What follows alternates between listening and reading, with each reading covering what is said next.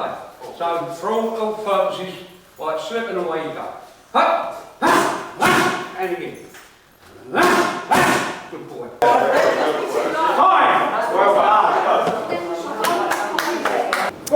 We was at Lee Chapel North Boxing Club.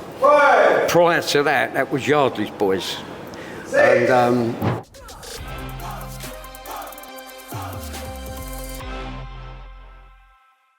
Hi guys, we want you to share our content. Simply like, subscribe or follow our channels on all social media outlets. The more people you tag, the more posts you make, the more chance you've got of winning. We're giving away 5 $50 prizes. Get boxing! Hi guys, it's Andy here from Fighters Talk TV, and today we've got a very special show coming to you. We're actually live here from the Trenham Centre, and this is a place in Pitsea which is near Basildon in Essex. This is where I started many years ago, and this is about giving back to the community. So Fighters Talk TV, proud to be back down here. Been many years. You never know, you may even see me get a smack in the mouth, and I'm pretty sure most of you are like that. So stick with us, have a little look at what goes on in here. Rob, Turk, Jay, Tommy Allen, all the boys. Want to give a massive thanks to obviously Will Jones for helping supply him some stuff, and yeah, you can see what's happening.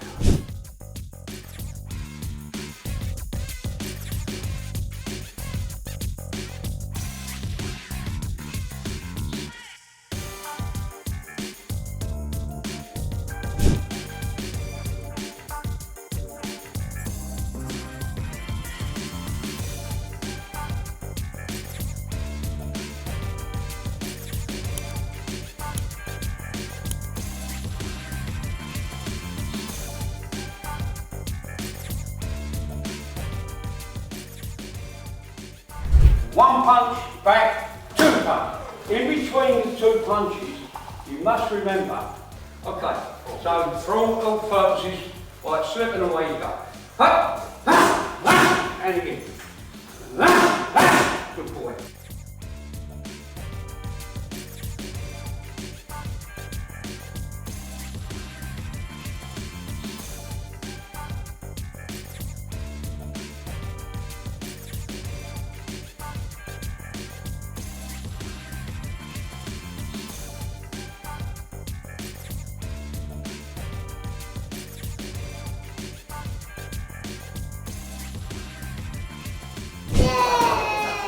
Okay, does anyone else want to ask a question? Boys, come on, Blake. So what do you want to do, Logan? Do you think you're going to make it?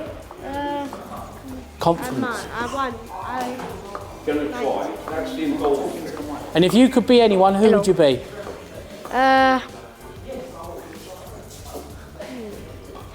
Who's your favourite fighter? Thinking. Not Mike Tyson. Have you spoken? Me. Not you. Dwayne The Rock Johnson. Who'll grab the mic? Oh, me. I'll be me. You'll be you. I'll be myself. Be yourself. Here, Lily.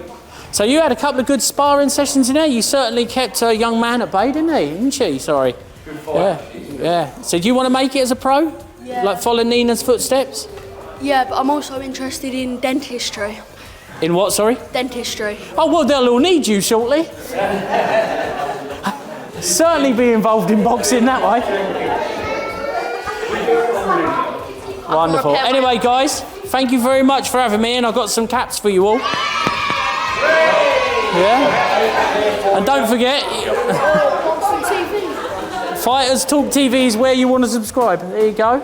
If I haven't got enough, I'll bring some more down because I'll go to the studio, all right?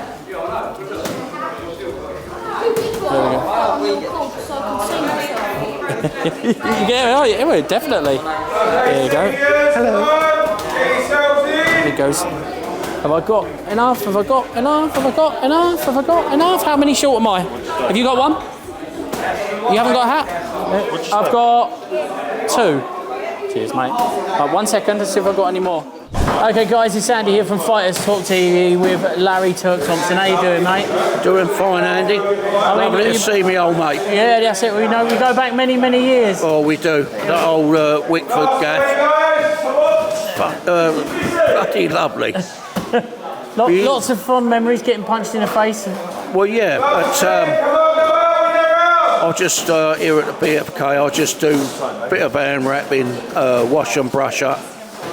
All the coaches are, well, they've got it all under control. Rob's still going. We still end up at the shows, but not so much up the ladder, you know.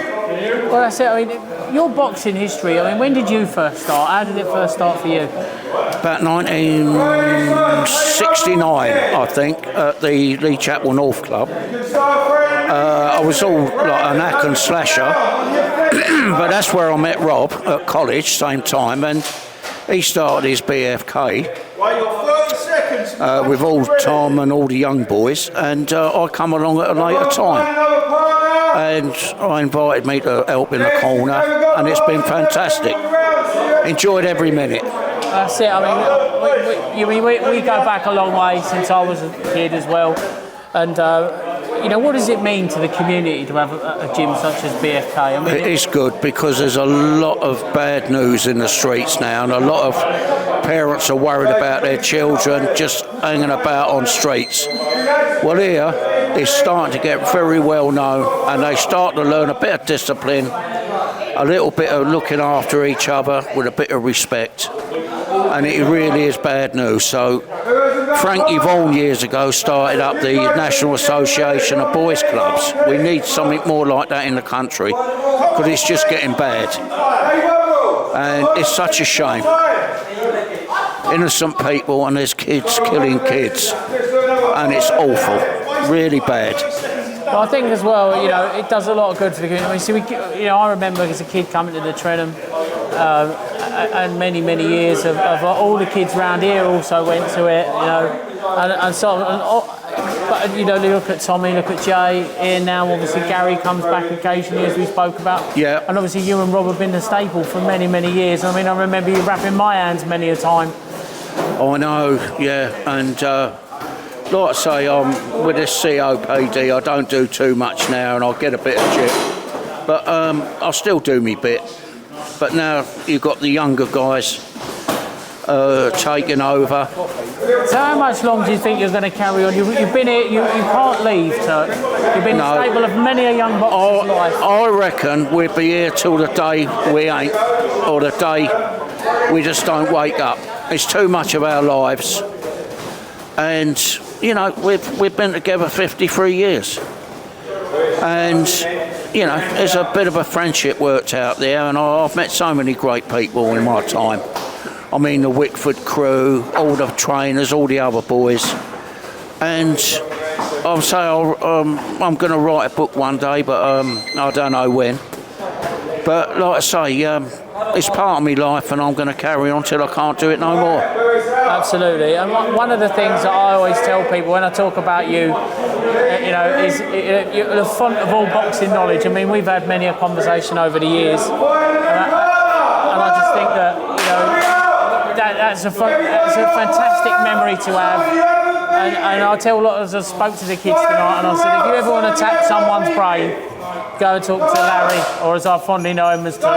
But what I want to tell the viewers, how did you get your nickname Turk? Tommy Allen, me and him was reading some Ring magazines one day after having dinner, and he looked through the Ring magazine and it said, oh look, the number 10 heavyweight, Turkey Thompson. And that's how the name started. And there was a middleweight called Tom Bethea. Him and his brother were British fighters, and that's where the nickname Tom the Bomb come from. Obviously, that's what he used to do to his opponents. And it's many nights we've seen Tom's done that, hasn't it? And it stuck to that. You know, it's fantastic. And it's nice to see as well, like obviously Tom's son's here, Ricky's sons, and you know, it's the next generation of fighters coming along. It's a family affair. It really is. My son's not here tonight because obviously he's at college. But, you know, upwards and onwards, the club is flourishing. And like I say, we've got you here, we've had Nina, and we've had Jay pop over. The kids love it, the parents think it's fantastic.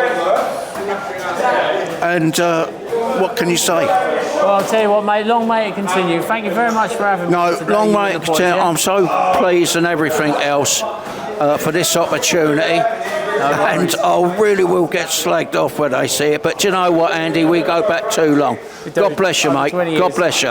It's Andy here from Fighters Talk TV with one of my old trainers. Come back to Basildon Freestyle Kickboxing. Rob, how you doing, mate? Yeah, I'm good, thanks, Andy. It's glad to see you. Yeah, it's great to come back. Gym. It's great to come back and see all the boys, all of you know who we used to see as youngsters, and the next generation, their kids as well. Yeah, the new ones coming through. Yeah, it's lovely. And you've got a couple of grandchildren involved as well. Yes, I've got. Well, I've had quite a few of my grandchildren. I've got two here tonight. One's starting up again. He had about 7 fights when he was young, but he's just come back. He's 21 now. Really nice and fit.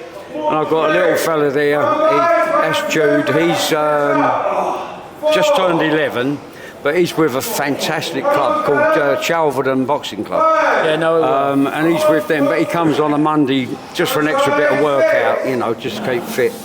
But he's a strong little boy. He's a nice kid, and well, I think everyone in this sport, he teaches manners. Yeah, absolutely. Yeah. I mean, I go back many years, and I think you know, it's been a real hub of the community. This, I mean, a lot of my friends from around here all came here as youngsters who we grew up. You know, the Tilson brothers, Danny Chain. Well, they all came here as well. Yes, I mean, if you think about, because someone says, "Oh, do you keep many of the kids?" I said, well, you do in your heart. You do keep them in your heart. You keep them in your mind. And then you see them and they're grown up. And it's like, and they're looking at me and it's, Rob, yeah. And they're young men with families, you know, and now I'm teaching their kids. It's amazing, really, how it's all progressed. So where did it start for you, the boxing? I boxed with Turk, with Larry. We was at Lee Chapel North Boxing Club.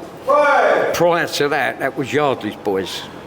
And I did a bit with Steve Thurston and Jeff Thurston, George Thurston, who sadly passed away just recently. And we used to box down there. I wouldn't have said I was the greatest boxer, but I was a trier. And if I took a shot, I'd carry on. I was like that. Larry, on the other hand, had a massive punch on him and used to catch me with it a few times. So I learned how to take it on board. But I had to determine to be quick. And I've maintained that quickness. And I'm still quick now. So that's what's kept me fit. Boxing and kickboxing has definitely kept me fit. And as you rightly say, the community thing here is fantastic, you know. Yeah. I mean, really. like I said, I mean, I go back many years with Larry. I first started, I was on my second club. And, you know, and it really is a hub. I mean, and the Trentham here, I mean, you lost it for a couple of years in a big battle with the council and you won. We had a battle for around about 1.5 years where this club became static because after the COVID thing started, the council deemed it we couldn't use the hall, and it was all the rules and regulations. And then when that sort of started to subside, and I said, well, when can we open? I said, well, you can't have it back because we're going to knock it down. And I said, well, you can't do that. So many people have got so much history here. You know, I mean, my kids in their 40s were at play school in here, you know. And I got one of my daughters, she started a Major X here. And all of my kids came here when they were little, you know. And when I started this club, at 35 years now in this hall, that was for people all around the local community. People started to come. We didn't advertise it, never have done. And just brilliant. The response has always been, and we get more people come. And still a lot of local people still coming, but we get a few visitors from further afield now. They like what they get. So, I mean, talking about a couple of the people who have been here. I mean, a friend of ours, Nina Hughes, has been here, hasn't she? Wonderful lovely. young lady. We've got a Wickford girl as well. Yeah. And she's been obviously into our studio, WBA bantamweight world champion. Yeah. Wants to have a fight with Ebony Bridges, and we talk about it with her quite often. And I was, and obviously with Eddie and a few of the others. But and it's nice speaking to some of these youngsters tonight. Really aspire to people like Nina. Well, they really, I mean, really and truly, I think that if they've got some sort of aspiration, something to aim at, something to keep them fit, something to keep them away from the bad stuff, drugs, smoking, etc., etc., then that's, for my part, I think I've done my job. Absolutely. And it's you know, it's nice, obviously, Ricky. I know Ricky, I've spoken with him a few times. Four-time world kickboxing champion. Yes, he did very, very well. He did well. He was a boxer, kickboxer. He could adapt. He was one of those few that could keep his feet to the floor and move as a boxer. To be honest with you, Ricky was the start of this club because he was 5 and he wanted to learn karate and kickboxing.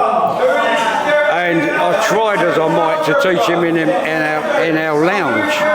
And my wife said, oh, for goodness sake, because his mates would come in and we'd be doing moves and sequences and they were in my lounge and my wife couldn't watch the telly. She said, well, for goodness sake, go and hire a hall somewhere. And that was it. So we came here and hired this. I brought some mats in and some bits and pieces, which I big stole and borrowed. And we started it all up back then. I say that was, Ricky was 5, he's 40 now, so 35 years ago, yeah. It's been going a while. Yeah. How important is it, do you think, to the community, the club? I mean, it has been for us, and as I say, mentioned so many names that I've known since a kid. Oh, absolutely. Everyone talks fondly of it. Yeah. And you've got some of the boys here who used to train you've got with. Tommy Allen, one of the greatest fighters this club's ever produced. Jamie. Apparently his son don't think so. and we've got you've got a long history of great fighters. I mean, Jamie was a top British fighter. There was obviously Danny Chain and all those guys used to come here. We had the Burns brothers. We had and Neil Burns fought George Groves 3 times. Had all good fights, you know. Unfortunately, we didn't win against George, but we were close, you know. So, you know, good level, good standards.